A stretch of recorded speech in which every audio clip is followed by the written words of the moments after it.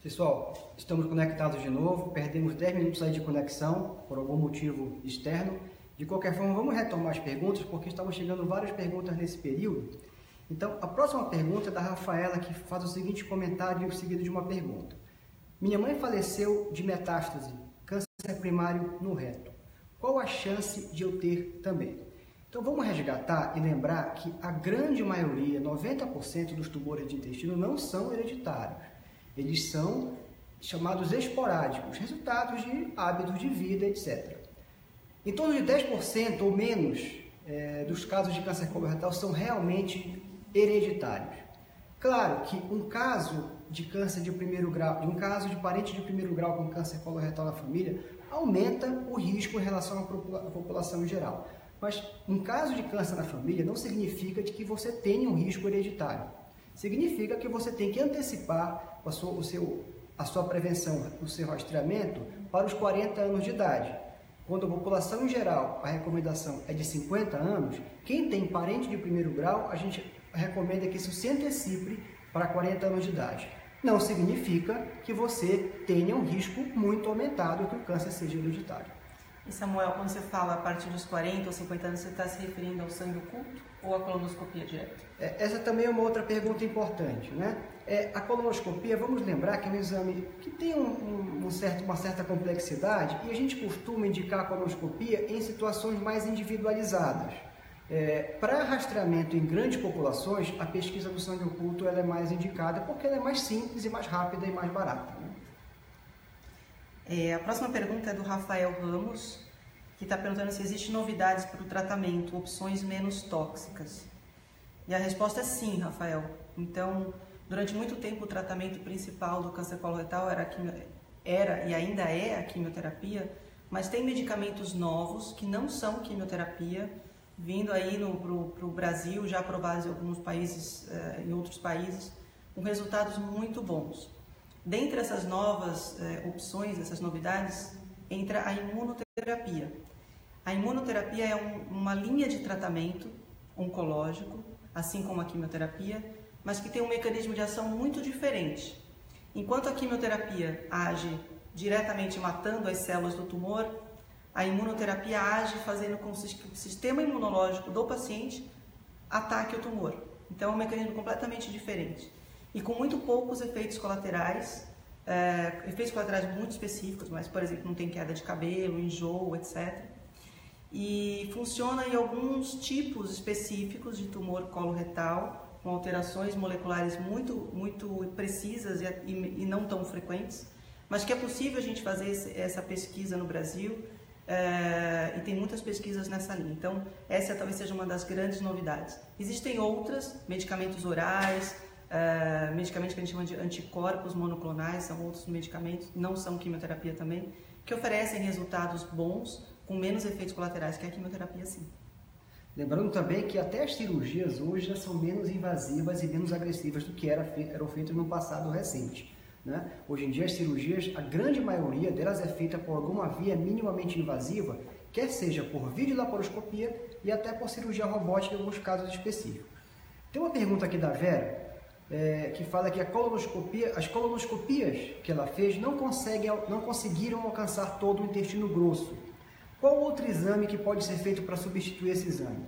É importante essa pergunta porque essa é uma situação que não é tão infrequente assim. Lembrando que a colonoscopia é uma câmera flexível que trajeta pelo intestino.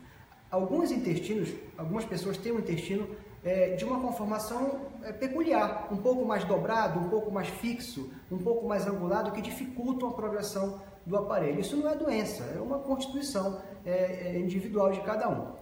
Nessas situações onde a colonoscopia não consegue identificar, ver o intestino todo, é importante que nós usemos outras estratégias. Atualmente, a gente tem um exame chamado de colonoscopia virtual. Na verdade, é uma tomografia que simula imagens de uma colonoscopia, né? Então, é uma maneira que você tem de investigar o resto do intestino quando a câmera não passa por uma determinada região. A Mariana está perguntando como funciona a terapia-alvo de tumor de intestino. Mariana, a terapia-alvo é um tratamento que é desenvolvido especificamente para um alvo. né? A quimioterapia não deixa de ser um tratamento-alvo, porque ela também tem um local da célula cancerígena que ela vai atuar, mas ela não necessariamente foi desenvolvida específico para um alvo conhecido. E na terapia-alvo isso acontece. Então, alguma proteína que está muito presente no tumor, por exemplo, e aí então é desenvolvido um medicamento que inibe essa proteína e assim inibe o crescimento da célula cancerígena. E a droga-alvo está presente em vários tumores, vários tipos de câncer e no colo retal também. Os principais tratamentos de droga-alvo no câncer coloretal são os anticorpos anti-VEGF, que a gente chama, que são remédios que inibem a formação dos vasos sanguíneos que alimentam o tumor. E tem também os anticorpos anti-EGFR, né, que são aqueles que inibem uma determinada proteína que está presente em mais ou menos 30% a 40% dos cânceres de intestino. São alguns desses tratamentos, existem outros. A imunoterapia não deixa de ser um tipo de terapia-alvo, ainda que o alvo é o sistema imunológico. Incrível como isso vem evoluindo, né, Raquel? Muito, muito. A Carol pergunta se existe relação entre a doença de Crohn e câncer. Existe. Essa relação ela é forte e importante. O que é a doença de Crohn? Existem dois tipos de doença inflamatória do intestino, a doença de Crohn e a retocolite ulcerativa. A gente não está falando de colites comuns e banais, às vezes por algum problema alimentar. A gente está falando de doenças crônicas e raras. Elas não são comuns, elas são raras, de diagnóstico muitas vezes difícil e merecem uma atenção especial por especialistas nesse tipo de doença. E elas aumentam muito, sim, o risco de câncer de intestino, principalmente quando começam precocemente na época da adolescência. A pergunta da Kika é para você também, Samuel. Colonoscopia com pólipos, a conduta é cirúrgica? Raramente, Kika. A colonoscopia tem por objetivo remover esses pólipos antes que eles se tornem câncer.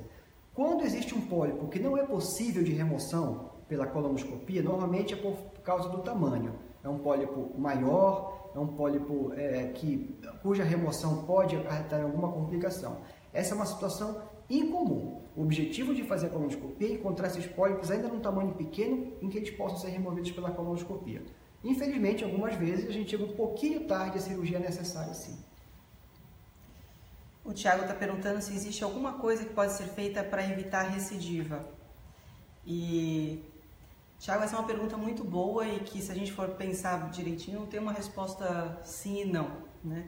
Então, acho que a primeira coisa é a cirurgia bem feita, né, Samuel? Então, assim, a própria cirurgia oncológica mesmo, retirando todo o tumor, os linfonodos associados. E a gente, muitas vezes, nesse caso, complementa o tratamento com a quimioterapia, como eu mencionei. Esse conjunto, boa cirurgia e a quimioterapia bem indicada, aumenta a chance de cura. Mas a garantia nunca é 100%, né? Então, eu sempre digo para os pacientes que medicina não é 2 mais 2 sempre igual a 4. As pessoas são diferentes, os tumores são diferentes, o sistema imunológico dos pacientes são diferentes de cada um. Então, a gente sabe a estratégia para aumentar ao máximo a chance de cura, mas a gente nunca pode garantir 100% que esses tratamentos vão garantir essa cura. A maioria desses pontos que a Raquel colocou dependem de nós, né, Raquel? Do cirurgião, do oncologista clínico. Mas existe sim um hábito que, aí depende um pouquinho do paciente, que os estudos têm mostrado resultados interessantes. Né? Exercício físico regular. É impressionante, a gente não sabe ainda explicar por que mecanismo isso acontece, mas quem começa a praticar atividade física regular após o tratamento tem menos chance de recidiva. É verdade, é verdade. A gente não sabe se é a prática do exercício ou se porque perde gordura, menos obesidade, ou quem faz exercício físico acaba tendo também um hábito de vida saudável de maneira geral com a alimentação, mas tudo isso é provado realmente, que aumenta também a chance de cura. Então tem a nossa parte, mas tem a parte do paciente, né? E a Carla Nascimento está perguntando se existe cura para o câncer de intestino com metástase. Para alguns casos, sim, né? E aí também com essa combinação da cirurgia, da ressecção das metástases, seja do fígado, do pulmão, ou até do peritônio, se você quiser comentar isso, associado com quimioterapia. Então, essa combinação, em alguns casos, é curativa, sim.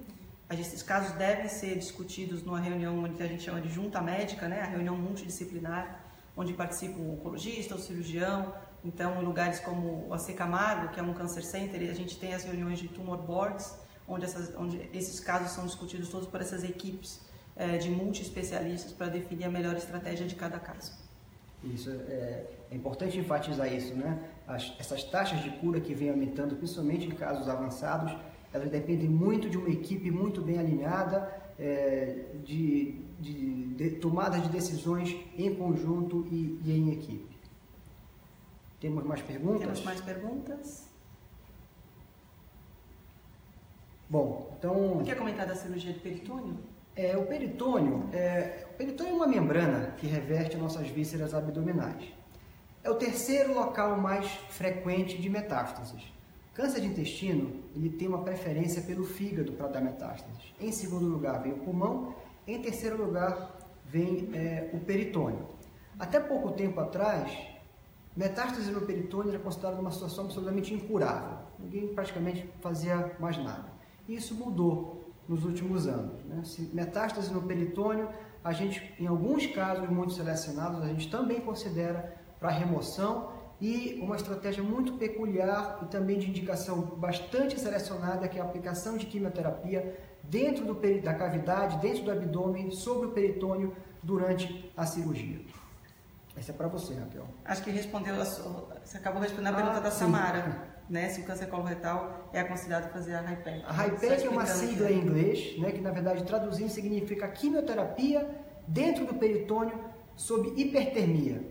Esse quimioterápico ele entra aquecido na cavidade peritoneal, na cavidade abdominal e tem por objetivo matar essas células que ficaram perdidas por ali.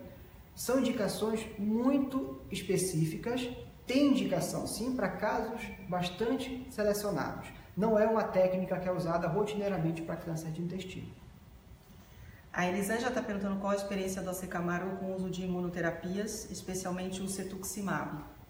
Elisângela, o cetuximab ele não é uma imunoterapia, ele é uma droga-alvo, daquilo que a gente discutiu um pouquinho antes. Mas, independente de ser ou não uma imunoterapia, o AC Camargo, a equipe tem uma experiência muito grande. O AC Camargo é um dos maiores centros de tratamento de câncer do Brasil e da América Latina e um dos maiores do mundo. Então, o volume de pacientes tratados aqui é muito grande. Então, os médicos oncologistas, os cirurgiões têm muita expertise em ver e tratar pacientes recebendo esse tipo de medicação. Inclusive, na imunoterapia, em breve a gente vai estar próximo a lançar aqui um centro integrado de imunoterapia, onde o paciente que recebe esse tipo de tratamento ele vai receber todo um cuidado integrado de várias especialidades. Então a experiência realmente é muito sólida aqui. Olha, o Elvis disse que teve câncer de intestino e ele pergunta: além dos exames de rotina que irei fazer a partir de agora, o que mais devo fazer para supervisionar ou prevenir a doença? Elvis, volte para a sua vida normal. Atividade física. Viva bem. Você terminou seu tratamento e agora comece a aproveitar a vida, que você tem uma chance enorme de ficar livre dessa doença por muito tempo. Deixa com a gente a questão dos exames. Quando você for na sua consulta médica periódica, que é importante, a gente determina ali os exames que você tem que fazer. Fora isso, saiu do hospital, trouxe os exames, esqueça isso e vá aproveitar a sua vida. É a melhor maneira que você tem para evitar que essa doença volte. Atividade física regular e ter uma vida saudável. A Sandra está perguntando, Samuel, se a síndrome do intestino irritável pode evoluir para o câncer. Acho que entra um pouco na discussão do Crohn. Aí é importante a gente separar as duas coisas. Intestino irritável não causa câncer. É diferente de doença inflamatória intestinal. É uma situação que a gente chama de funcional. É um aumento da motilidade do intestino. Ele fica contraindo de forma desordenada e dá cólicas, dá diarreia. Incomoda muito, é muito sintomático, mas não dá câncer. Isso é diferente de doença inflamatória intestinal. Tem tratamento específico, mas quem tem síndrome de colo irritável não precisa se preocupar com câncer. Lembrando que, para ter certeza que é síndrome de colo irritável, você tem que ter uma colonoscopia com laudo normal. Então é muito importante a investigação adequada para que você diga que aquilo se trata realmente de uma síndrome de colo irritável.